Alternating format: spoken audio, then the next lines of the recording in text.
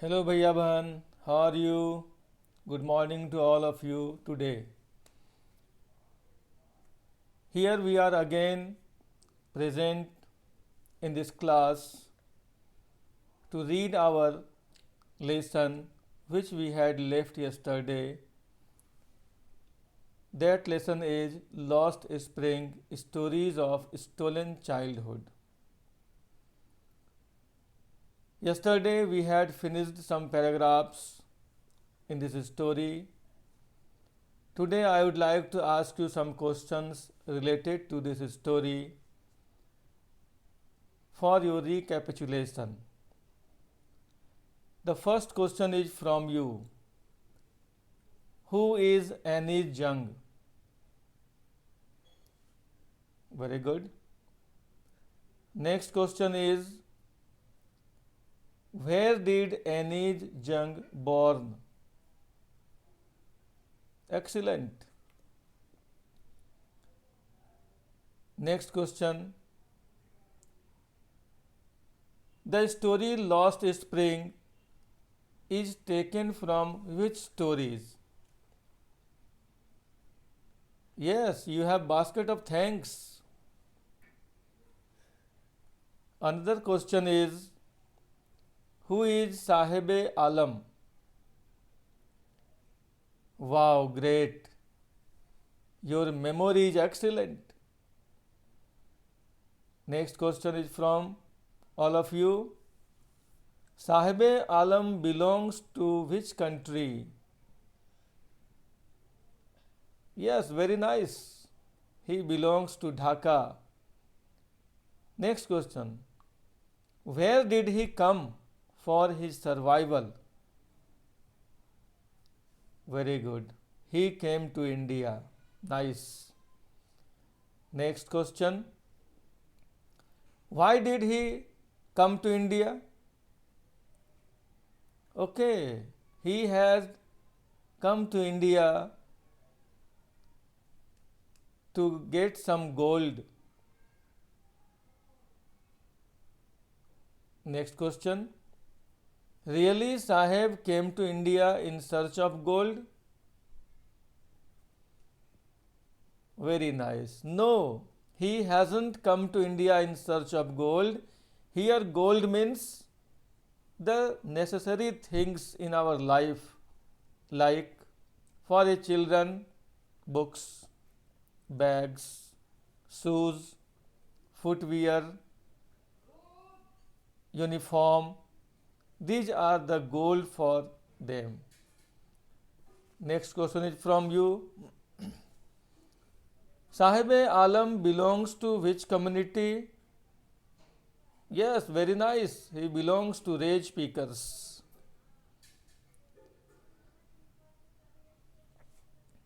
And next question. Who encounters Sahib every morning? Yes, very good. The writer encounters Sahib every morning. Next question. Did Sahib come near the house of writer wearing chappals? Yes.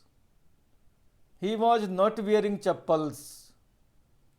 He came there barefooted. And it was their tradition. Very nice. Today I have asked you several questions, whatever we discussed yesterday, and your memory is really strong that you have kept it in your memory.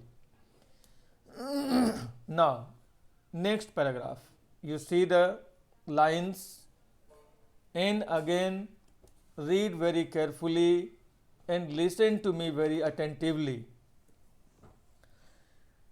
They have lived here for more than 30 years without an identity, without permits, but with ration cards that get their names on voters list and enable them to buy grain. Food is more important for survival than an identity. If at the end of the day we can feed our families and go to bed without an aching stomach.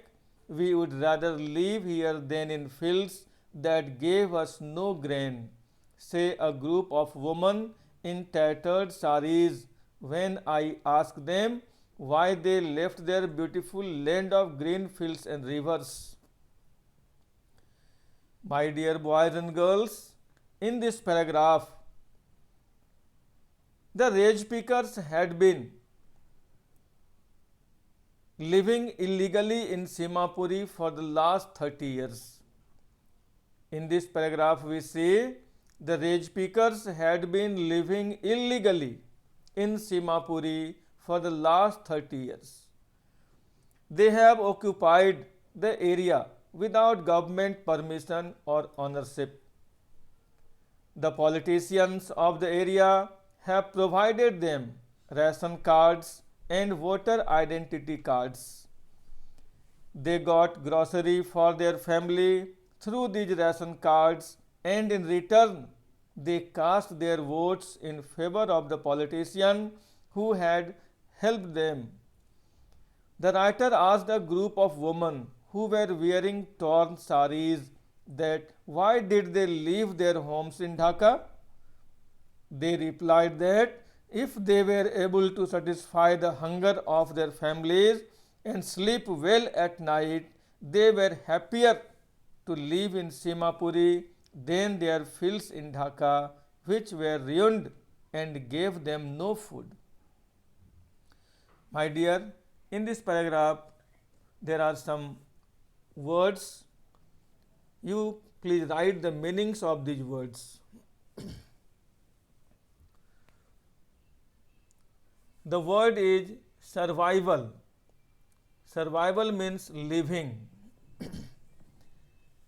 Aching. Aching means paining. Stomach means abdomen. Tattered means torn to pieces. These were the words from this paragraph. You must copy it in your copy. Next paragraph. Wherever they find food, they pitch their tents that become transit homes. Children grow up in them, becoming partners in survival. And survival in Simapuri means rage picking.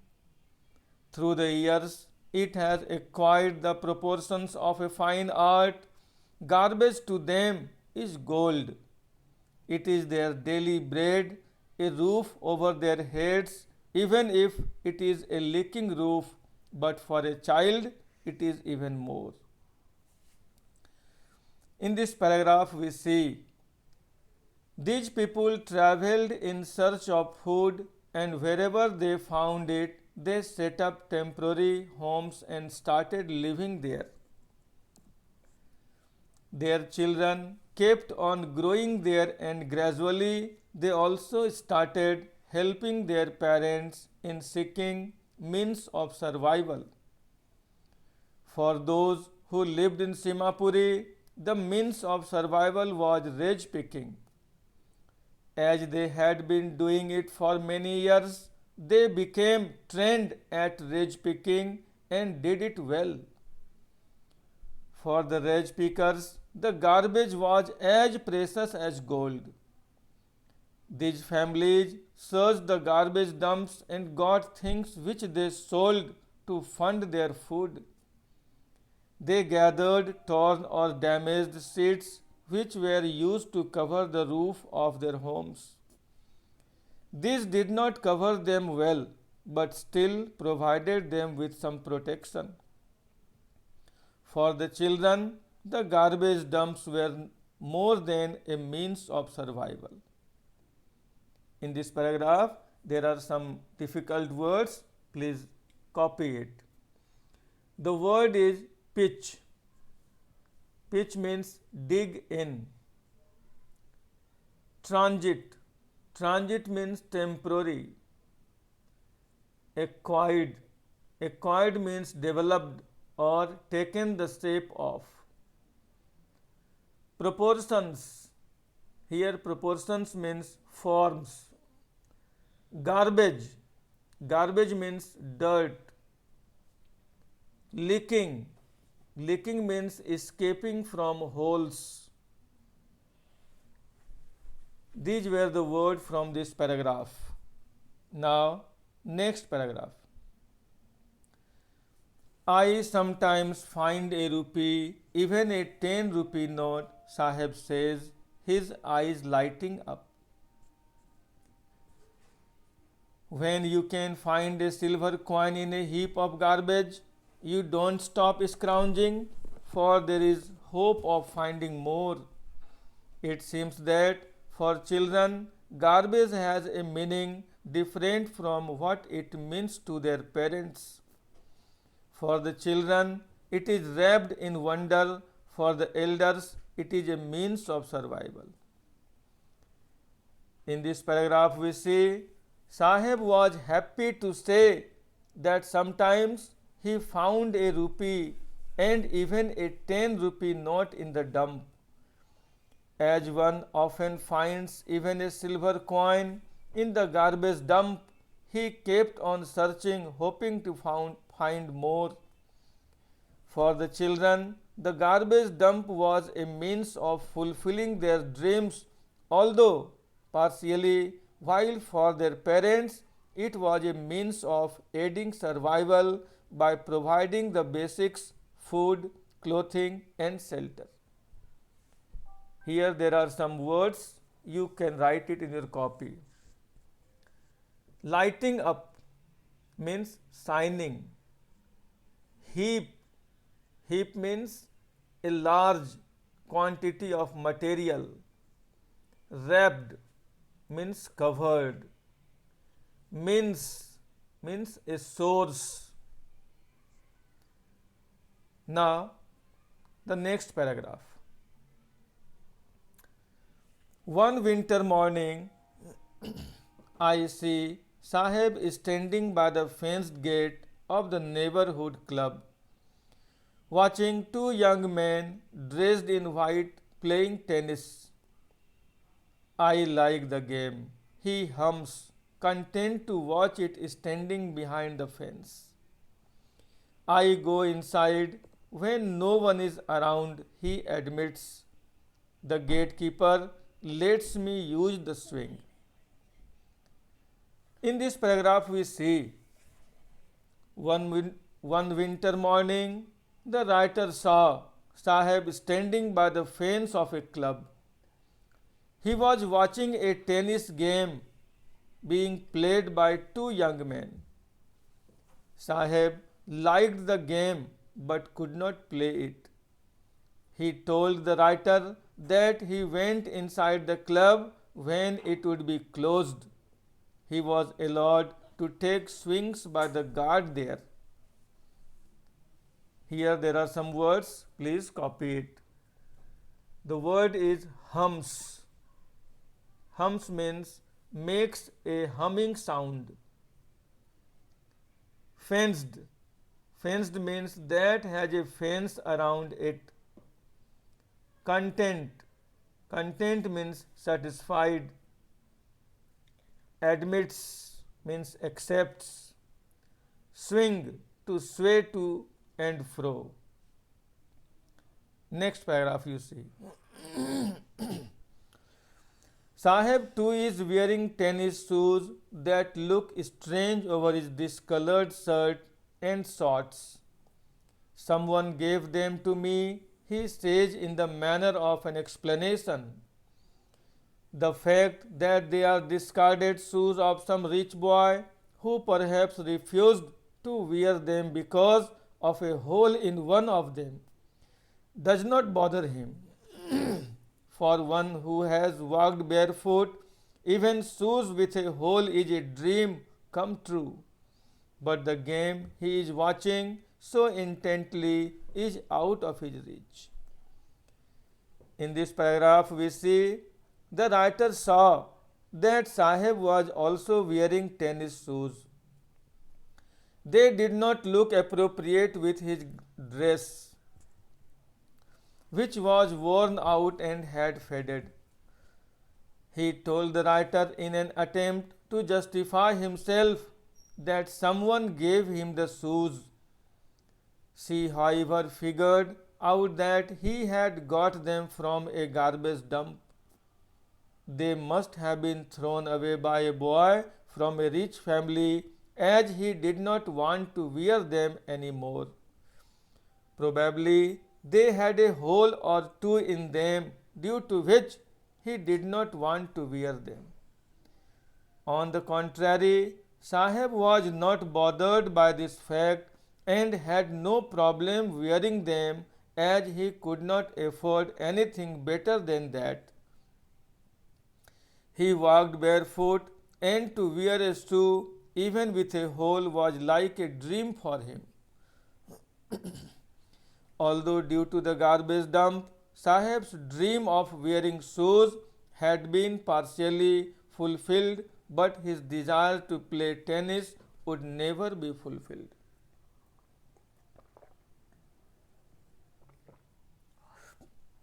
There are some words, please copy it. Discolored. Discolored means whose color has fainted or faded. Shorts. Here shorts means half pants. Discarded. Discarded means given up. Intently means carefully. Out of his reach means beyond reach. Now the next paragraph you see. This morning, Saheb is on his way to the milk booth. In his hand is a steel canister. I now work in a tea stall down the road, he says, pointing in the distance. I am paid 800 rupees and all my meals. Does he like the job? I ask. His face, I see, has lost the carefree look. The steel canister seems heavier than the plastic bag he would carry so. Light over his shoulder, the bag was his. The canister belongs to the man who owns the tea shop. Saheb is no longer his own master. In this paragraph we see, one morning the writer met Saheb, who was on his way to the milk booth. He was holding a steel container. He told her that he had got a job at the nearby tea stall. He would earn 800 rupees a month and get meals too. The writer asked him if he liked the job, as she could see that he had lost the carefree look. As now Saheb was working for someone else and was carrying his master's container, he was burdened with responsibility. Earlier, as a rage picker, Saheb would carry his own bag and was his own master. Now he was no longer his own master. In this way, at the end of the story we see, Saheb wanted to become his own master, but due to poverty, he was no longer his own master. Poverty stopped his progress, poverty stopped his life, and he was forced to work in a tea stall. Working in that tea stall, he was not happy. He was sad because working as rage pickers, his bag was his own, but working in the tea stall, there is no freedom, but working by himself, there was freedom. So this chapter also focuses that everybody wants freedom in his life. So freedom is very necessary for everyone's growth. Now you do some class work. Write down some questions. First question is, where is Simapuri? Second question is, in which year did Raj Pikar come to India? Third question is, how many Raj Pikars lived in Simapuri? Fourth question is, what did the government provide them to survive there? Next question is, what kind of house they lived in? Next question is,